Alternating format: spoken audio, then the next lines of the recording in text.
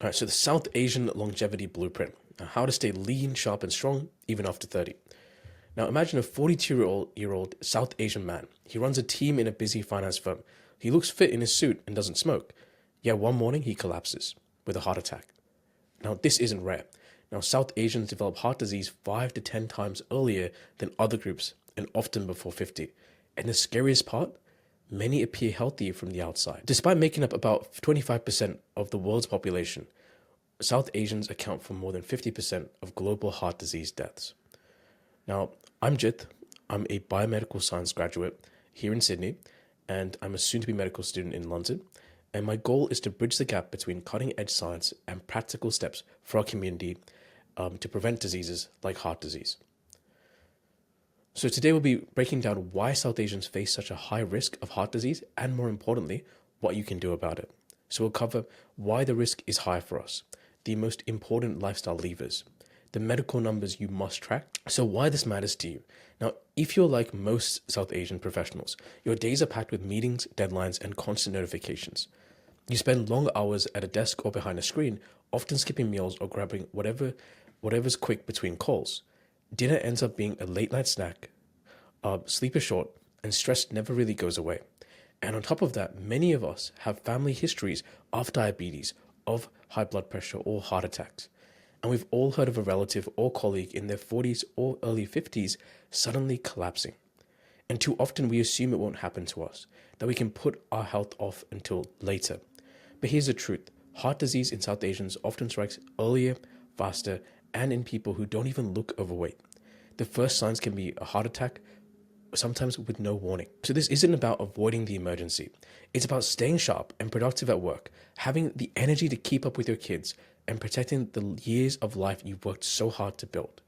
And no career milestone or business deal is worth risking those best years.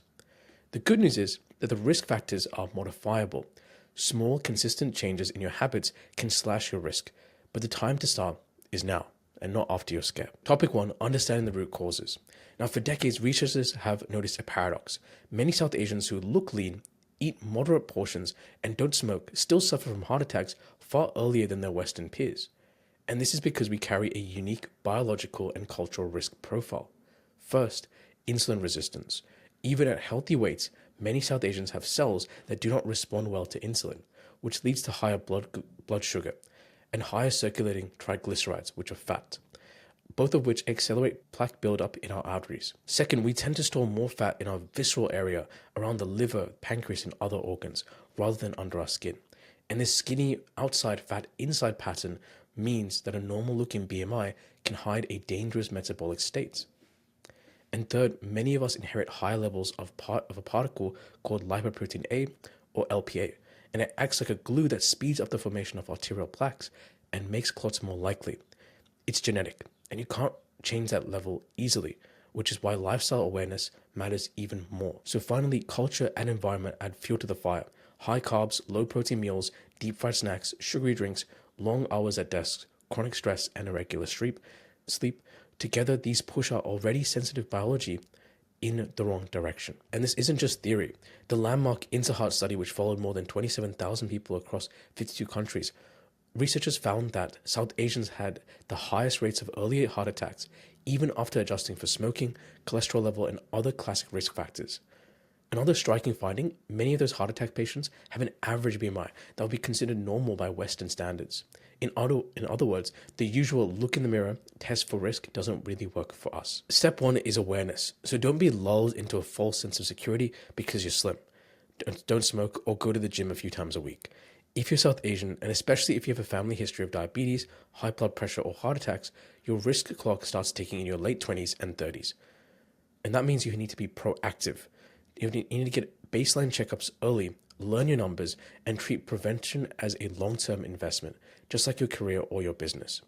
The most actionable steps you can take as a busy professional include the following. Resistance/strength training. So putting in the time to build muscle would help to strengthen your body and improve your insulin sensitivity. 150 minutes of cardio each week at a minimum.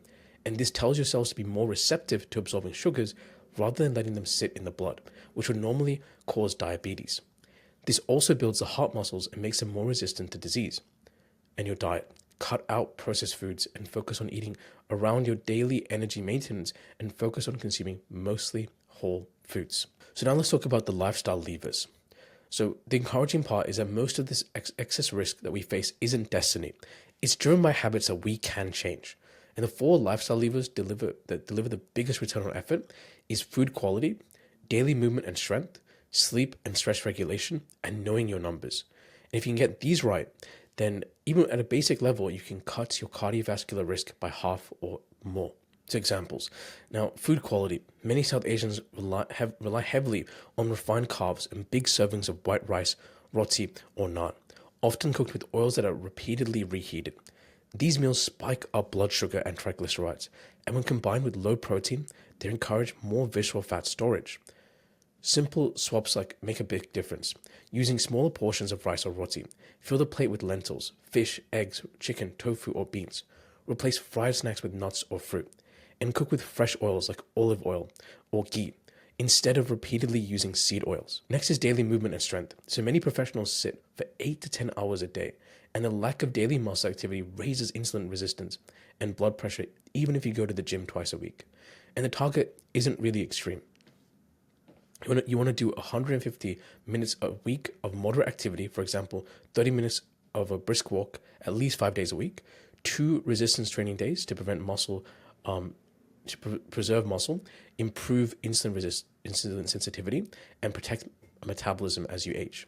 Studies show that hitting just these minimums can lower heart disease risk by 20 to 30%, and every bit of movement counts. So take the stairs, walk after meals, stand during calls, and that would help improve your insulin sensitivity and lower your chance of getting heart disease. So sleep and stress regulation.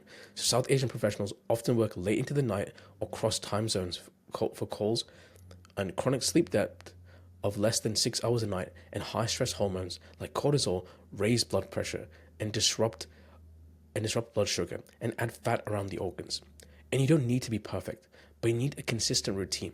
And you have to aim for 7 to 8 hours of sleep in a dark, cool room. And you should set a digital sunset an hour before bed. Avoid screens, late night scrolling, or heavy meals. Build in simple stress release practices. Even 5 minutes of deep breathing or a short walk outdoors or evening prayer/meditation lowers cortisol and improves heart health. And you should try and know your numbers. So you can't improve whatever you don't measure. So beyond the yearly cholesterol test, ask your doctor for your waist to height ratio and aim for under 0.5. Your fasting glucose and HbA1c, your triglycerides, your HDL and ApoB, your LPA, at least once in your life since it's genetic, resting blood pressure and heart rate. And these metrics help you see progress and catch risk early. So start small, but start this week. At each meal, prioritize a protein source first, then add vegetables, then the carbs. Swap one processed snack or for nuts or fruit. Walk at least 30 minutes a day. Split it into 2 or 3 short walks if needed. Lift or do bodyweight exercises twice a week. Set a fixed bedtime and build in a brief breathing or mindfulness routine. And these changes don't require massive willpower, just steady, repeatable habits. So heart disease isn't inevitable. With small, consistent changes, you can cut your risk in half and live decades of active, productive life. And start today, and your future self and your loved ones will thank you.